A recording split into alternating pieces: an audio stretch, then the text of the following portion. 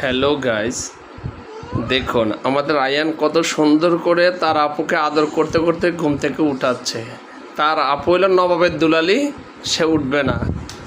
আয়ান গিয়ে আদর করতে করতে তাকে উঠাচ্ছে। এরপরে বিনিময়ে সে পাইছে লাথি। এটা হলো তার এই জগড়ি বোনের স্বভাব। এই যে আয়ানকে লাথি মেরে ফেলে দিছে। ইয়াহু, আয়ানটা শর্ট দিছে, আয়ান কান্না করে দিছে। আয়ান আরেকটা শর্ট মারছে, আয়ান আবার কান্না করে দিছে। আয় হায়, না কান্দে না, কান্না করে না। আসো তুমি আপুর কাছে চলো, আপুর আদর করে দাও। এই সে জগড়ি বোন, আয়ান সেই জগড়ি বোন আবার হয়ে গেছে। চলো আমরা আয়ানকে উঠাই ফেলি।